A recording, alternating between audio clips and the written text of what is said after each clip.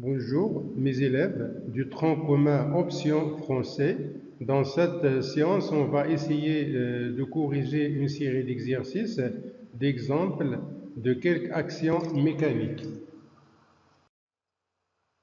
Exercice numéro 1. Considérons le dispositif expérimental suivant qui est composé d'un corps solide C émergé dans un liquide, d'un fil et d'un support. La première question, mettez une croix dans la case correspondante. Donc il y a l'action mécanique, l'action du fil sur C, l'action de la terre sur C, l'action de l'eau sur C. Donc on va essayer de classer ces actions mécaniques. Il y a des actions localisées, de contact et ensuite réparties. La correction de l'exercice numéro 1. Correction de l'exercice numéro 1. Dans cet exercice, on va essayer de classer ces actions mécaniques.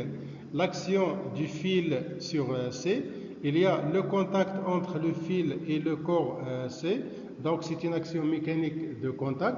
Le contact se fait sur un point, donc c'est une action mécanique de contact localisée. Donc on va mettre croix dans localisé, ensuite dans oui.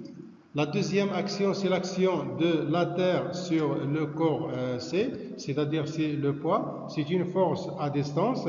Donc toutes les forces à distance sont considérées comme des actions mécaniques réparties. Donc on va mettre croix dans la case répartie.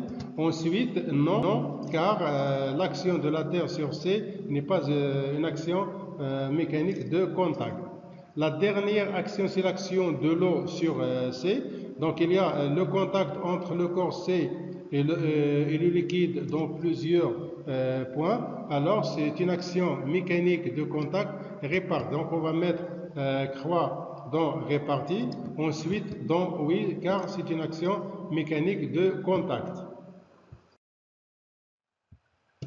Exercice numéro 2. On considère le schéma suivant. La première question, en considérant comme système étudié la boule 3, faites le bilan des forces intérieures et celui des forces extérieures qui s'exercent sur le système étudié. La deuxième question, même question, si on considère comme système étudié l'ensemble des trois boules, 1, 2, 3. Solution de l'exercice numéro 2. La première question, le système étudié est composé de la boule 3. Alors, la force exercée par la boule 1 sur 3, c'est une force extérieure, car la boule 1 n'appartient pas au système étudié. La force exercée par la boule 2 sur la boule 3, c'est une force extérieure, car la boule 2 qui exerce la force n'appartient pas au système étudié. Et ensuite, le poids P3, c'est une force exercée par la Terre sur la boule 3. C'est une force extérieure car la Terre n'appartient pas au système étudié. En général, si le système est composé d'un seul corps, alors toutes les forces sont considérées comme des forces extérieures. La deuxième question, donc on va changer notre système étudié. Dans ce cas, il est composé de trois boules, 1, 2 et 3. Donc il y a des forces intérieures et des forces extérieures. Les forces intérieures, la force exercée par la boule 3 sur la boule 1, c'est une force intérieure car les deux corps appartiennent au système étudié. La force F1 sur 3, c'est une force ensuite intérieure. La force 2 sur 3, c'est une force intérieure. La force 3 sur 2, c'est une force intérieure. La force 1 sur 2 et 2 sur 1 sont des forces intérieures. Maintenant, les forces extérieures. La force exercée par la paroi 1 sur 1, donc car la paroi qui exerce la force n'appartient pas au système étudié, alors cette force est considérée comme une force extérieure. La force exercée par la paroi 2 sur la boule 2, c'est une force extérieure. La force exercée par le fond sur la boule 1, c'est une force extérieure. La force exercée par le fond sur la boule 2, c'est une force extérieure. Ensuite, il y a le poids P1, P2, P3. Ces forces sont des forces exercées par la Terre. La Terre n'appartient pas au système, alors ce sont des forces extérieures. Exercice numéro 3. On exerce sur une portion d'un flacon de surface S est égal à 25 cm², une force pressante d'intensité F est égale à 375 newtons. La première question, calculer la valeur de la pression exercée par le gaz.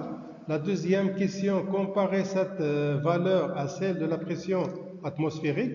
La troisième question, comment variera la pression du gaz lorsque la surface devient le double de la précédente, tout en considérant que la force pressante demeure constante.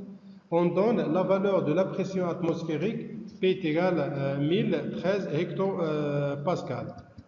La solution, on sait que la pression P est égale à l'intensité de la force F sur S.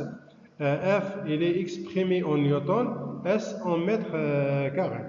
D'après les données, on a S est égal à 25 cm², et donc S est égal à 25 10 à la puissance moins 4 mètres carrés, car 1 cm² est égal à 10 à la puissance moins 4 mètres au carré.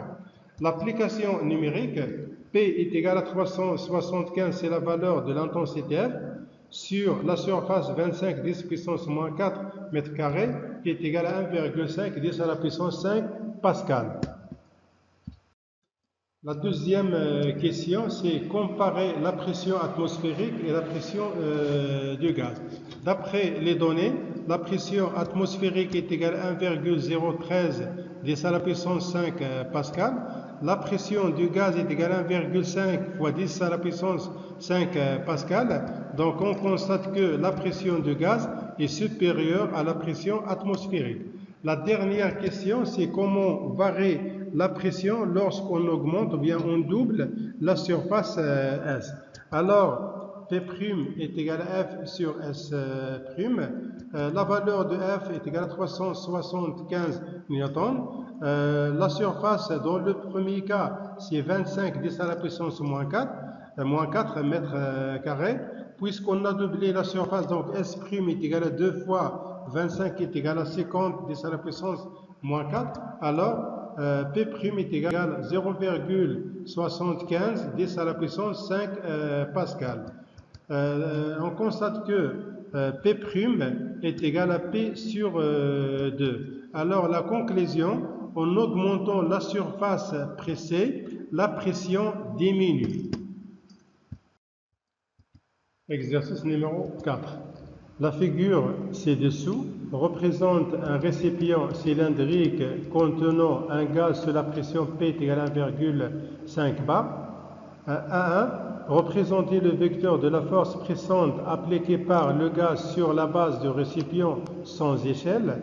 1.2. Calculer F, l'intensité de la force pressante appliquée par le gaz sur la base du récipient.